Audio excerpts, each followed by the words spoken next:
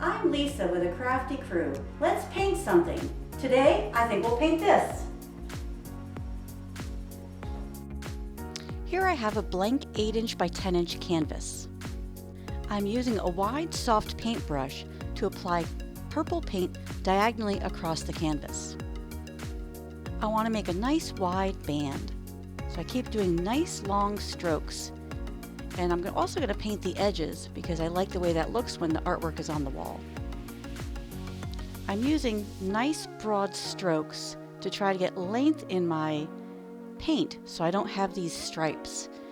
I wanted a really nice deep coating, so I went ahead and let that purple dry and then added a second coat over the top. Now I'm applying a blue, an aqua color, to the top corner. These paints are the same brand, but this particular blue, has better coverage. So I was able to achieve the look that I wanted with just one coating. Now I'm going to feather the blue into the purple for a softer edge. Here I'm using my paintbrush in a different direction to get more of a linear quality.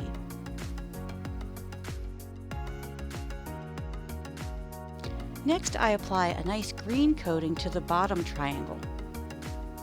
I'm also going to do the edges, again because I like the way that looks when the artwork hangs on the wall. It makes it look more finished. I'm using my wide paintbrush and using nice big long strokes to get good coverage here. Now I'm going to feather the green and the purple together for a softer edge. So I'm bringing a little bit of that green over the top of the purple. The fun circular patterns are made with this little round sponge. I mixed a little bit of purple paint with some white for a lighter shade, and I am using this sponge. I dip it in the paint, put it on the canvas, and then twist it a little bit to get these circular shapes. And I like that some of them are lighter than others. I wanted some kind of dark, some with higher coverage, and others that were kind of shadowy or had more transparency to them. I liked that look, that they each had a little bit different effect. Now I'm going to place some dots in the blue field to carry that light purple out to the edges. And we add some in the green field as well. I like how this color kind of spreads across the entire design. Now I mixed some blue paint with white to make a lighter shade of blue, and I'm applying circles in this lighter blue color across the canvas.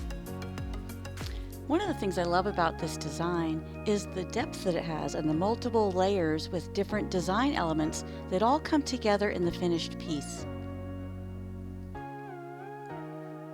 Some of these little blue circles are coming out lighter than the others, and that's fine. I like that the purple is showing through. Now I've taken some green paint and mixed it with white to make a lighter shade of green, and go around the entire canvas and apply some green circles in a random pattern that just looks kind of like natural, like it just happened on its own.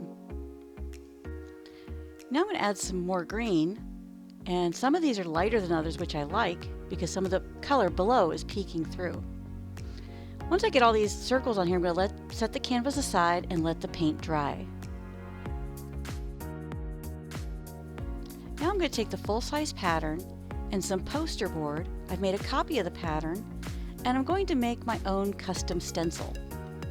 In some cases, I like to handwrite on my artwork, but then there are other times where I want the lettering to be nice and uniform, and in that case, I generally use a stencil. And this is a great way to create your own. I cut the poster board to size in such a way that the top corners will line up with the outside of the canvas, so I don't have to worry about centering it or bringing it down a specific distance. The poster board size will do that for me. And now I'm taking a razor knife and I'm just cutting right through the paper and through the poster board beneath it. I'm going to cut these letters out and then use this as a stencil to paint this word on the canvas. Of course, you can buy ready-made stencils if they have the wording that you want and they're the size that you want. That's terrific. But the nice thing about making your own custom stencil is you have it to use over and over again. So if we wanted to repeat this design or use this welcome word in something else, these stencils, as long as you treat them nicely and you store them, carefully, you can use them over and over multiple times. I'm applying a little bit of pressure here in order to cut through both the paper and the poster board.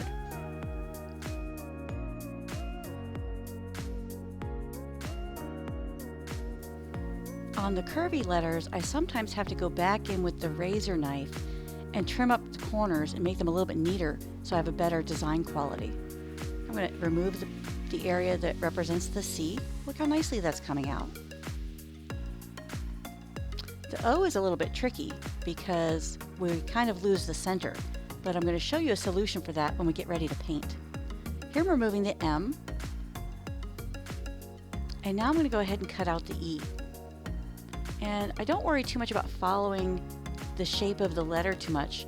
I try to concentrate more on getting a smooth line so the stencil has, you know, a really nice smooth quality when I paint over it. After I complete cutting the E, I'm going to remove the paper from the poster board. I'm going to place the poster board, nice stiff material, on top of the canvas and hold it in place with some masking tape.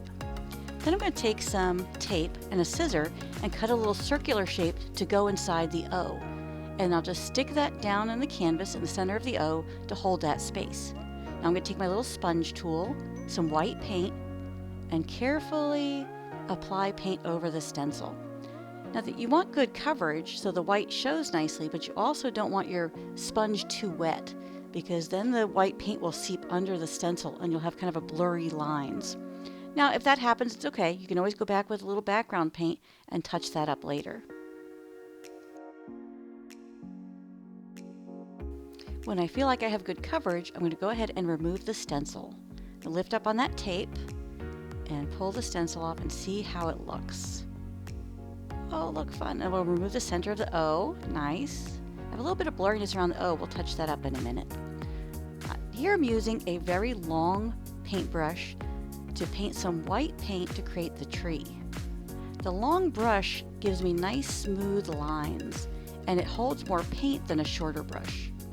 I'm going to add more tree limbs, kind of working in both directions to ensure I use all the paint on the brush. Now the paint is not giving me as much coverage as I would like, so I did go over these tree limbs multiple times to get really nice bright white effect. I'm just freehanding this tree.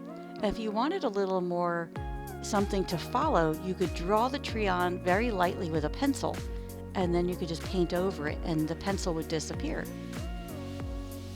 I'm really enjoying the way this tree is developing, and I really like the white on top of the multicolor background. It gives a nice contrast. The organic shape of the tree is different from the background. I really love the way this is coming out. Here I'm adding a little more white paint to increase the density here and to make this white a little bit deeper and give me more contrast on the tree and the background.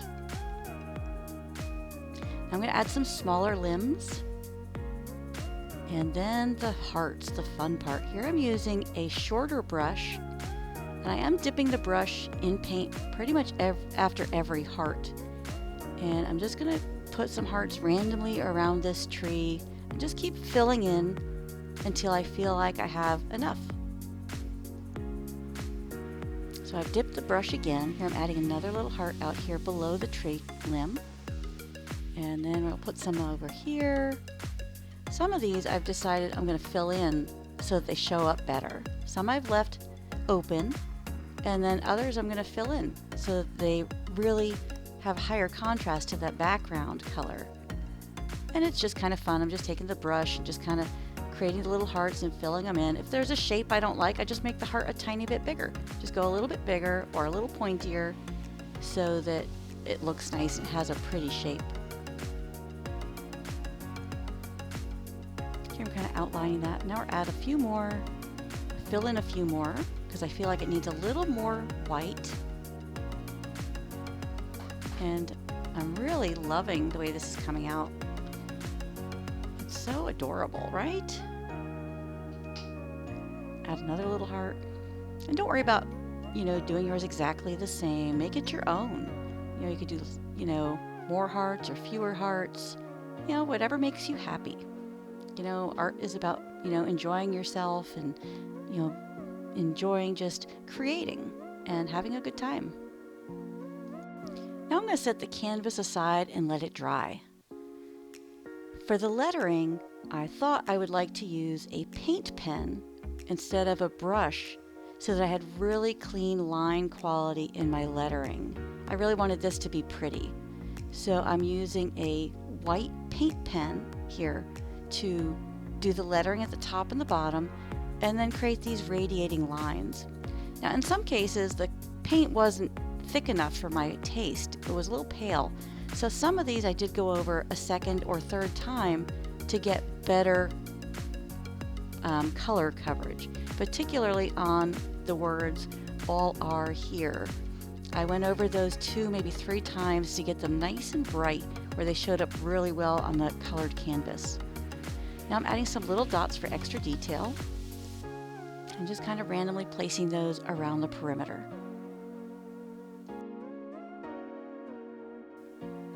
Now I'm going to go in and add a little more detail with some dots between the lines, just because it feels right. So when you're making your piece, do what feels right. And here's our finished painting. All are welcome here.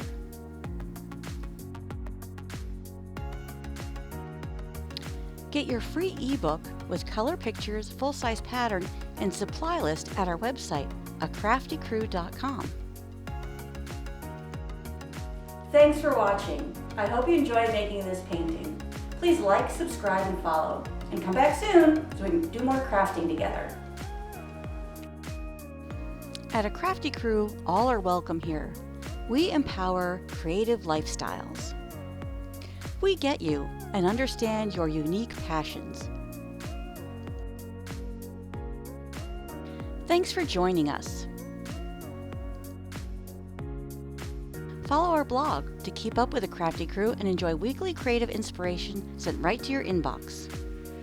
Subscribe to our YouTube channel to be the first to see our new videos.